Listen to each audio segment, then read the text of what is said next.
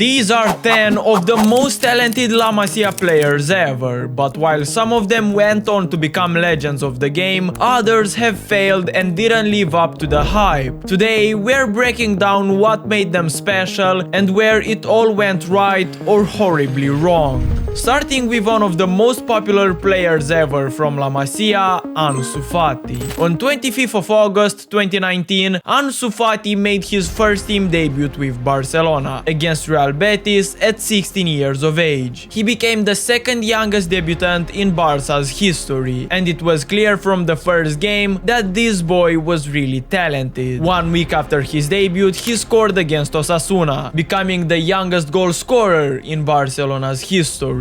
And during a time when Barca was entering its decline, Messi was aging and Suarez was about to leave, Ansu Fati was seen as the savior, the next big thing at just 16. He was so good that in the 2020-2021 season under Koeman, Ansu Fati became an undisputed starter. He was playing in every match and he was scoring in every match. But while at first this seemed like a good thing, in reality it put a lot of pressure on Ansu Fati's knees, ligaments and joints, as he was so young and his body was just developing. This led to a horrible injury on 7th of November. It was so bad that Fati had to undergo surgery, initially ruling him out for 4 months, but in reality he was out for 9 months. And to add even more pressure, in the 2021-2022 season he inherited Messi's number 10 shirt, as Leo left for PSG.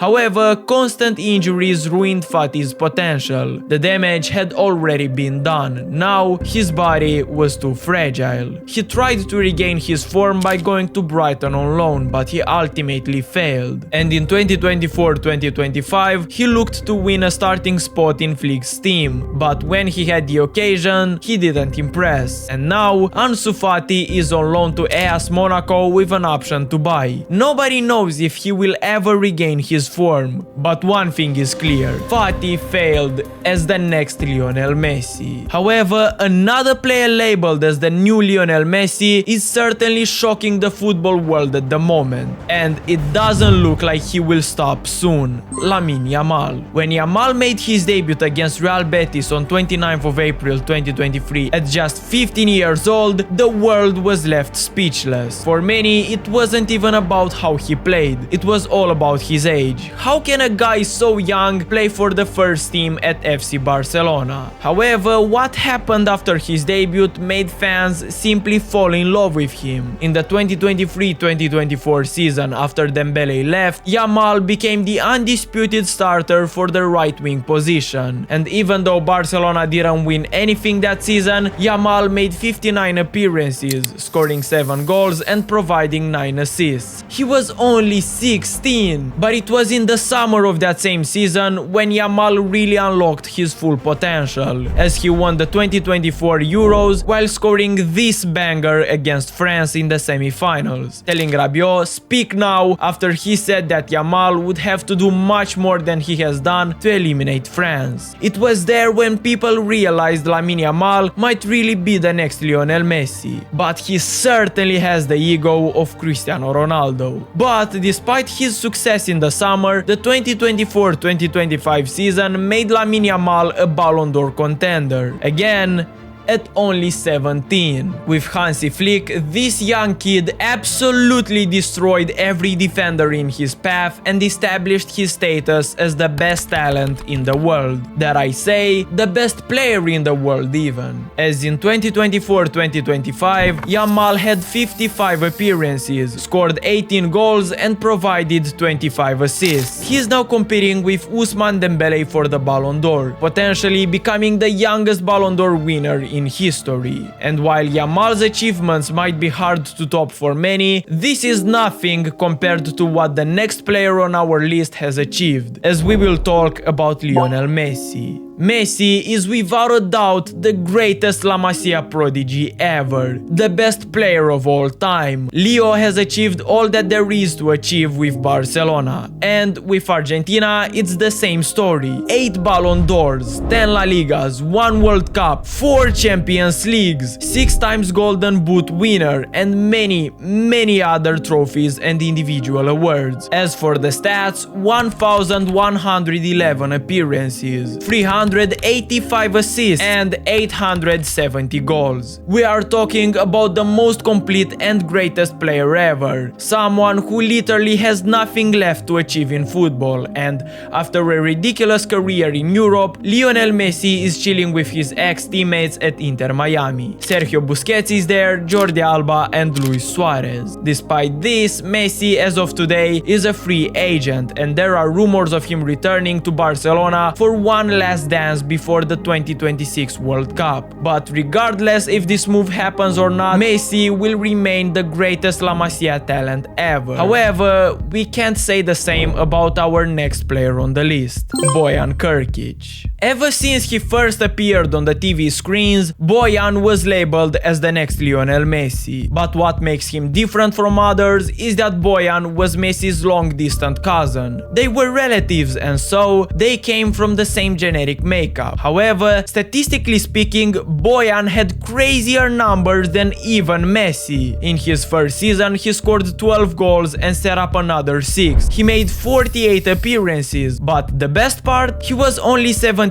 at that time. Interestingly enough, he was also Barca's youngest scorer in UCL and La Liga history, and the youngest player to ever debut for Barcelona. This guy was the next Messi, while Messi was still only 23. Bojan was for sure the most promising La Masia talent maybe ever, because his numbers were nothing short of miraculous. In comparison, Yamal in his first season only had 7 goals and 9 assists, while playing 2 more games. Overnight, Bojan Krkić became a star, but it was too much to handle for him. At 17 years old, he was called up for the Euros in 2008 with the Spanish national team. However, he rejected, saying it was too much for him to handle, saying the attention got him anxious. In just 1 year, he went from an unknown kid to a celebrity everyone knew and hyped. And so, because of anxiety, Bojan couldn't continue at Barcelona anymore. It was too much pressure. Fans had their expectations set too high. He tried to escape the spotlight by going to Roma, AC Milan, Ajax and Stoke City. But all of his attempts were unsuccessful, and the feeling of anxiety consumed him over time, forcing him to retire at only 32 years of age. And what was once a youngster destined for greatness became just another sad,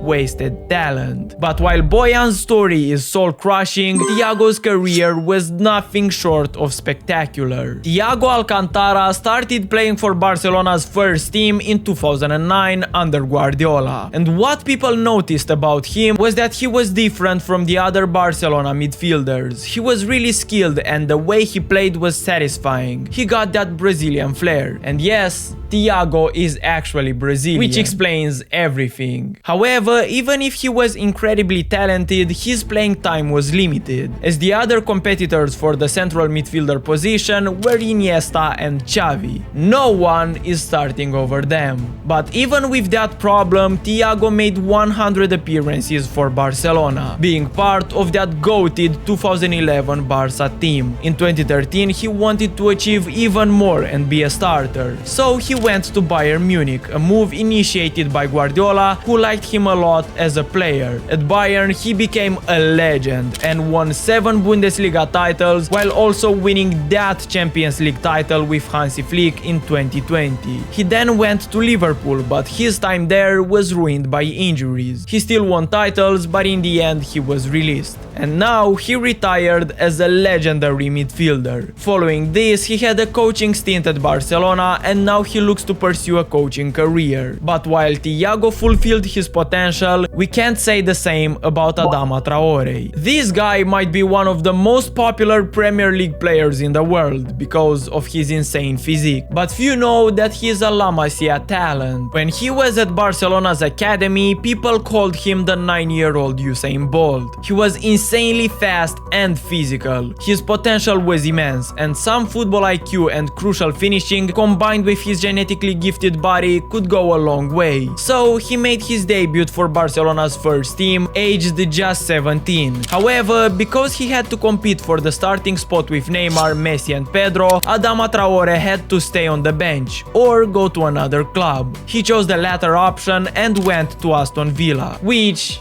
was a disaster. He made just 18 appearances, scoring 1 goal, and Villa even got relegated. He then went to Middlesbrough, then Wolves, where he finally settled. He was great at dribbling, crossing, pushing defenders. Just take a look at this animal. This guy is natty, by the way. Still, what he missed during his entire career was that finishing product. He simply couldn't finish his chances. Despite that, Barcelona loaned him in 2022 as they desperately needed players. And Adama Traore shone. He will be forever remembered as one of those heroes of dark times. However, he still didn't do enough for a permanent transfer and went back to Wolves, where he was on the bench most of the time. So he then went to Fulham, where again he wasn't impressive. In 2025, Adama Traore is a free agent, and we will forever wonder how good he could have been if he had the finishing product. One player who will never leave you questioning his ability though is Andrés Iniesta. He joined La Masia at just 12 years old, and in just 6 years he made his debut for Barcelona's first team. Over time he became a key part of the greatest football team in history. He formed the iconic midfield trio with Busquets and Xavi, winning everything there is to win. 9 La Liga titles, 4 Champions Leagues, 6 Copa del Reys, and so many more trophies. He also scored this goal in the 2010 World Cup final against Netherlands, one of the greatest goals ever scored. But still, that's not all. He played over 670 games for Barcelona, spending his entire life at Barca. Iniesta wasn't just another legendary footballer. He was the expression of elegance. Every dribble, every pass, every touch was just pure magic. Together with Xavi and Busquets, Iniesta completed football. World Cup, Champions League, domestic titles, everything. And I haven't even talked about his goal against Chelsea in 2009. Words are pointless here, it's really simple. This La Masia talent ended up being the greatest midfielder of all time, and one of the most respected players ever. But I definitely can't say the same about this next footballer, Andre Onana. Despite the fact that this goalkeeper is now only known for his mistakes, he was once a great player. He joined La Masia when he was 14, and even though he spent 5 years there, he was never able to make his debut for the first team. So in 2015 he moved to Ajax on a free transfer, and in just 1 year he made his debut for the first team. In 7 seasons he made 148 appearances, winning 3 Eredivisie titles and other domestic cups. But in 2021 he was banned for 9 months after testing positive for doping. Surprisingly, his career didn't end there, as in 2022 he moved to Inter Milan, where he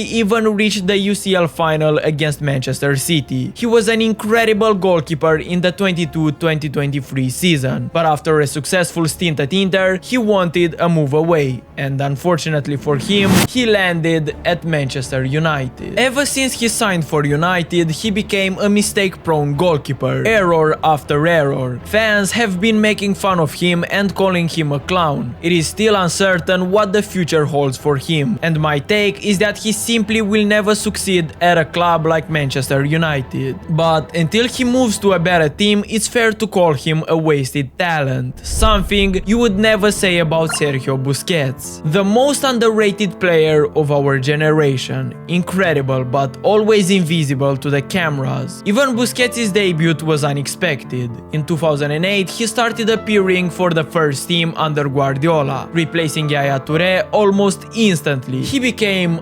undroppable. Many coaches followed Guardiola, but nobody benched Busquets. He always knew what to do ahead of others. He couldn't be pressed, there was no point. Busquets wasn't flashy, but he was always the most important element and the best defensive midfielder ever. He won 9 La Ligas, 7 Copa del Reys, 3 Champions Leagues, 1 World Cup, 1 Euro, and so many more achievements. He is also Mr. Barcelona, as he has the 3rd most appearances in the club's history with 719. And now he plays at Inter Miami alongside Lionel Messi, hoping to win big titles soon, just like Pablo Gavi. In 2015, he joins La Masia from Real Betis at just 10 years old. And in 2021, he makes his debut with Barcelona's first team at 17 years old. That was under Ronald Koeman. Under Xavi, he became a regular starter and a Barcelona midfielder that was different. Compared to Xavi, Iniesta or even Pedri, Gavi was not the type of player to display elegance. No, he wants to tackle, play aggressively and win the ball no matter the cost. He puts his head where others wouldn't put their foot, and honestly,